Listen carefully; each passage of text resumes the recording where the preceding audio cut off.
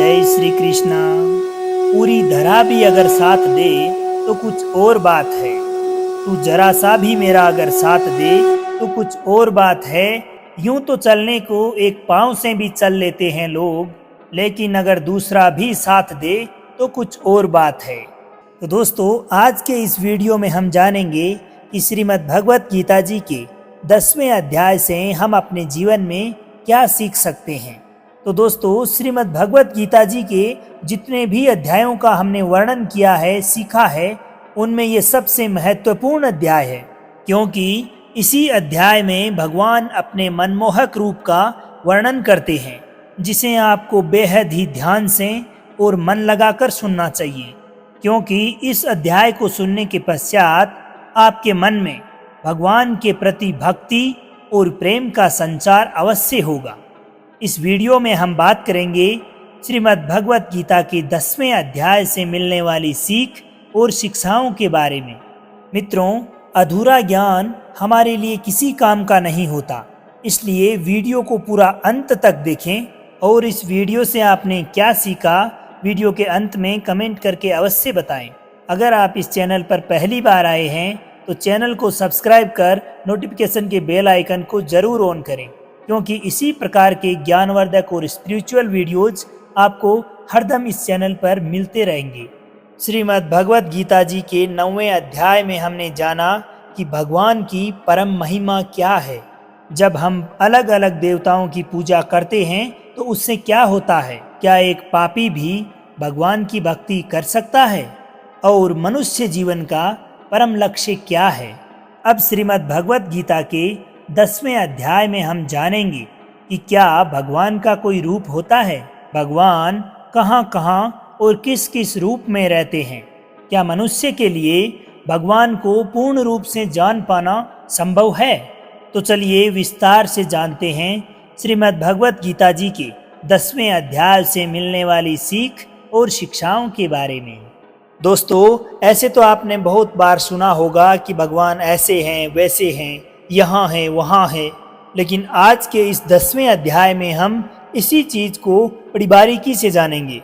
इस अध्याय के शुरुआत में भगवान श्री कृष्ण अर्जुन से कहते हैं कि भूय एव महाबाहो शृणु में परम वचः यत्ते अहम प्रिय माणाय वक्ष्यामि हित काम्याय, कि हे महाबाहो अर्जुन, अब आगे मेरे सभी दिव्य उपदेशों को पुनः सुनो, क्योंकि तुम मेरे प्रिय सखा हो और मुझसे प्रेम करते हो, इसलिए मैं तुम्हारे कल्याण हेतु इन्हें तुम्हारे समक्ष प्रकट करूंगा।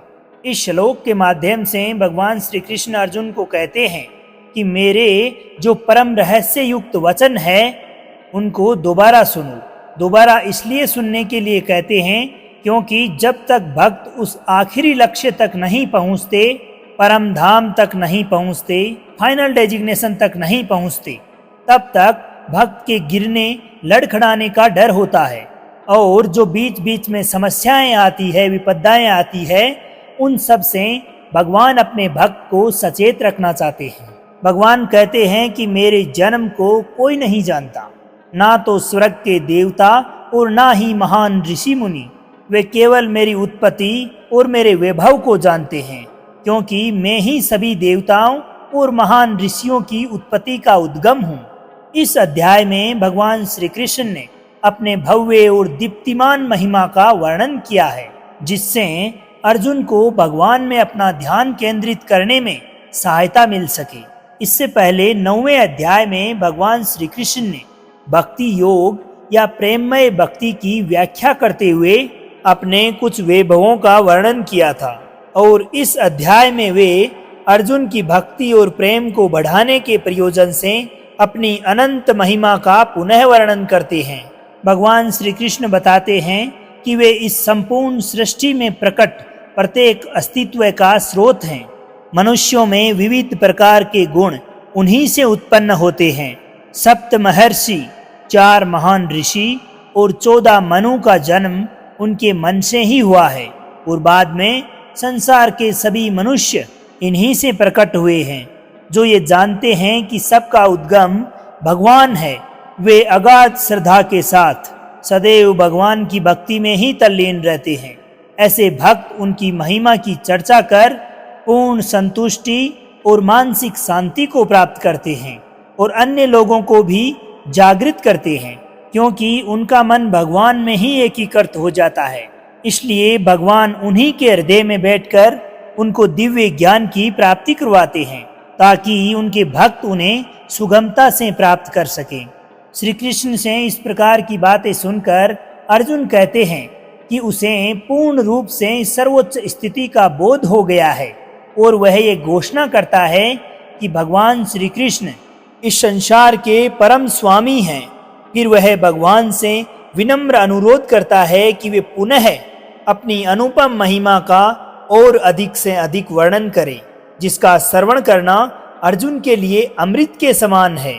श्री कृष्ण प्रकट करते हैं क्योंकि वे सभी का आदि, मध्य और अंत हैं, इसलिए सभी अस्तित्व उनकी शक्तियों की अभिव्यक्ति है। वे सौंदर्य, वैभव, शक्ति, ज्ञान और समृद्धि का अनंत महासागर है। जब कभी हम कहीं पर किसी असाधारण ज्योति को देखते हैं जो हमारी कल्पना को हर्षोन्माद कर देती है और हमारे हृदय को आनंद में निमग्न कर देती है, तब हमें उसे और कुछ न मानकर भगवान की महिमा का स्फुलिंग मानना चाहिए।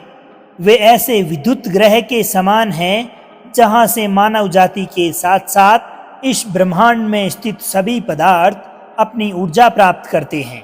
तत्पश्चात शेष अध्याय में वे सभी श्रेष्ठ पदार्थों, व्यक्तियों और क्रियाओं का मनमोहक वर्णन करते हैं, जो कि उनके विशाल वैभव को प्रदर्शित करते हैं।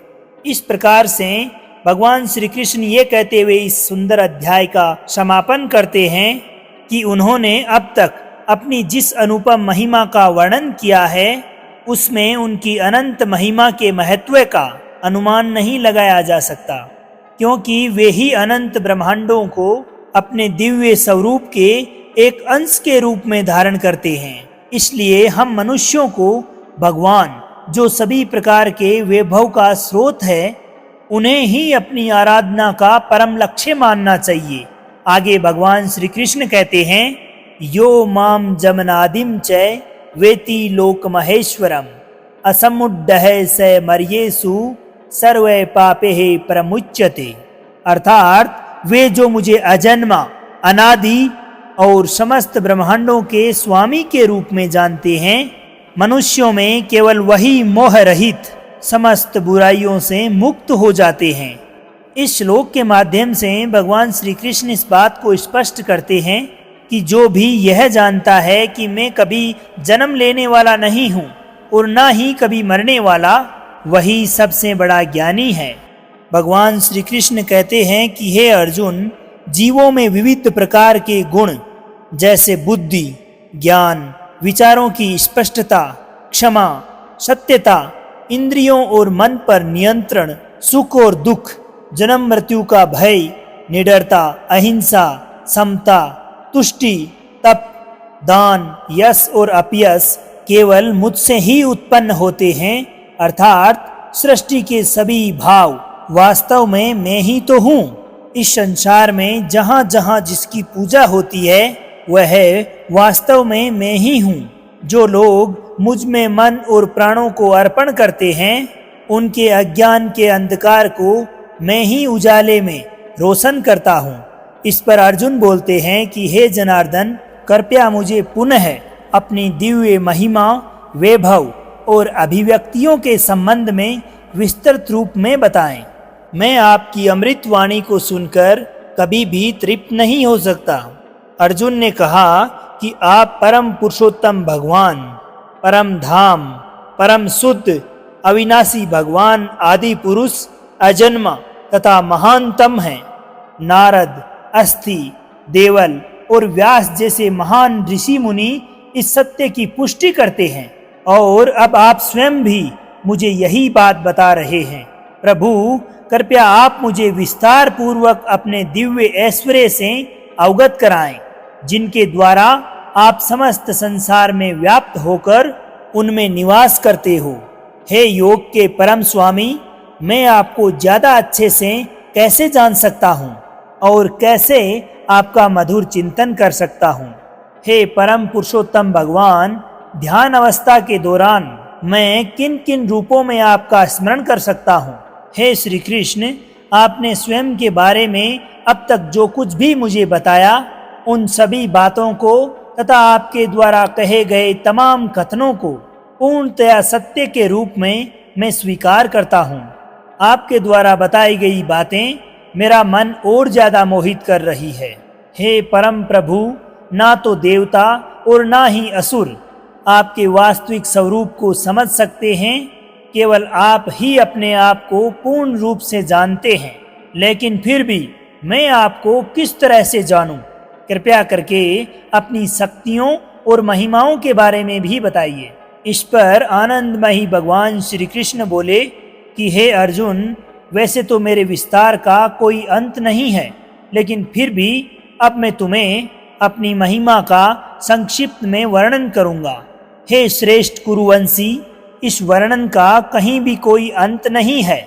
मेरे बारे में जो कुछ भी जानकारी तेरे लिए जाननी आवश्यक है, उसे मैं तुझे बताता हूँ। दोस्तों, इससे आगे भगवान श्री कृष्ण अपने सुंदर और मनमोहक मोहिनी स्वरूप का वर्णन सभी श्रेष्ठ पदार्थों, व्यक्तियों और क्रियाओं के माध्यम से करते हैं, जो उनके विशाल वैभव को प्रदर्शित करती है। इसे आप बहुत ही ध्यानपूर्वक सुने। आगे श्री कृष्ण कहते हैं कि हे अर्जुन, मैं समस्त जीवित प्राणियों के हृदय में वास करता हूँ। मैं ही समस्त जीवों का आदि और अंत हूँ। मैं विष्णु हूँ। प्रकाशवान पदार्थों में मैं सूर्य और चंद्रमा हूँ। वेदों में सामवेद, देवताओं में स्वर्ग का राजा इंद्र हूँ। इंद्रियों के बीच में मन, जीवित प्राणियों के बीच चेतना हूँ।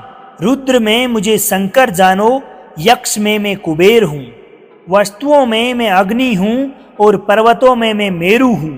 हे अर्जुन, पुरोहितों में मुझे बृहस्पति जानो और सेना नायकों में मैं कार्तिकेय हूँ और सभी जलाशयों में मैं समुद्र हूँ। मैं महर्षियों में भृगु हूँ। ध्वनियों में दिव्य ओम हूँ। मुझे यज्ञों में जपने वाला पवित्र नाम समझो। अचल पदार्थों में मैं हिमालय हूँ। वृक्षों में मैं बरगद हूँ और देव ऋषियों में मैं ही नारद हूँ। गंधों में मैं चित्ररथ हूँ। सिद्ध पुरुषों में मैं कपिल मुनि हूँ। अश्वों में मुझे उच्च श्रवा समझो, जो अमृत के लिए समुद्र मंथन के समय प्रकट हुआ था। हाथियों में मुझे गर्वित ऐरावत समझो और मनुष्यों में मैं राजा हूँ। शस्त्रों में मैं वज्र हूँ और गायों में कामधेनु। एक संतति के समस्त कारणों में मैं प्रेम का देवता कामदेव और सर्पों में वासुकी हूँ। जलचरों में वरुण हूँ। पितरों में आर्याम हूँ और नियमों के नियामक में मैं मृत्यु का देवता यमराज हूँ। दैत्यों में मैं प्रहलाद हूँ और दमनकर्ताओं में मैं काल हूँ। पशुओं में मुझे सिंह मानो और पक्षियों में मुझे गरुड़। पवित्र करने वालों में मैं वायु हूँ और शस्त्र चलाने वालों में मैं भगवान श्री राम हूँ। जलीय जीवों में मैं मगर हूँ और बहती नदियों में मैं गंगा। हे अर्जुन, मुझे समस्त सृष्टियों में आदि, मध्य और अंत जान। सभी विद्याओं में मैं आध्यात्म विद्या हूँ और सभी तर्कों में मैं तार्किक निष्कर्ष हूँ। मैं सभी अक्षरों में प्रथम अक्षर आकार हूँ और व्याकरण के समास का द्वंद्व समास हूँ। मैं शाश्वत काल हूँ और सृष्टा में ब्रह्मा हूँ। मैं सर्वभक्षी मृत्यु हूँ और आगे भविष्य में होने वाले अस्तित्व को उत्पन्न करने वाला भी मैं ही हूँ। स्त्रियों के गुणों में मैं कीर्ति, स्मृति, मधुर वाणी, स्मृति, बुद्धि, साहस और क्षमा हूँ। शाम वेद के गीतों में मुझे बृहत साम और छंदों में मुझे गायत्री मंत्र समझो। मैं 12 मासों में मार्गशीर्ष और ऋतुओं में पुष्पों को खिलाने वाली वसंत ऋतु हूँ। समस्त प्रकार के छलियों में मैं जुआ हूँ और तेजस्वियों में तेज हूँ। विजेताओं में विजय हूँ। संकल्पकर्ताओं का संकल्प और धर्मात्माओं का धर्म हूँ। भूति योग ऋषि वंशियों में मैं कृष्ण और पांडवों में अर्जुन हूँ। ऋषियों में मैं वेद व्यास और महान विचारकों में शुक्राचार्य हूँ। रहस्यों में मौन और बुद्धिमानों में उनका विवेक हूँ। मैं सभी प्राणियों का जनक बीज हूँ। कोई भी चर या अचर मेरे बिना नहीं रह सकता। हे शत्रु विजेता, मेरी दिव्य विभूतियों का कोई अंत नहीं है। मैंने जो कुछ भी अब तक तुमसे कहा वो मेरी अनंत महिमा का सिर्फ संकेत मात्र है।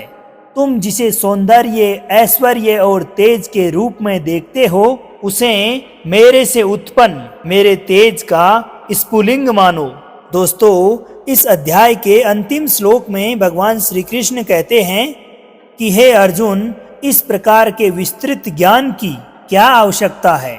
मुझे पूरा जानना तेरे लिए किसी काम का नहीं।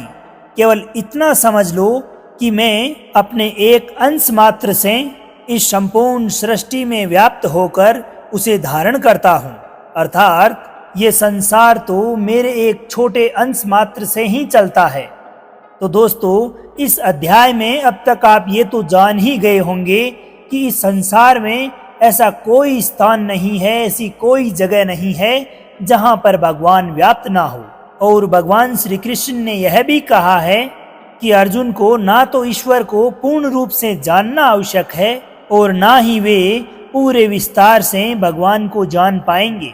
तो दोस्तों, इसे हम अपने जीवन में इस तरह से जोड़कर देख सकते हैं कि जिस प्रकार से भगवान ने कहा कि मैं अनंत हूँ और तू उतना ही जान जितना तेरे लिए आवश्यक है, ठीक उसी प्रकार से हमें भी अपने जीवन में उन चीज़ों को जानने में अपनी ऊर्जा और समय व्यर्थ नहीं करना चाहिए जिनके बारे में जानना हमारे लिए अति आवश्यक ना हो।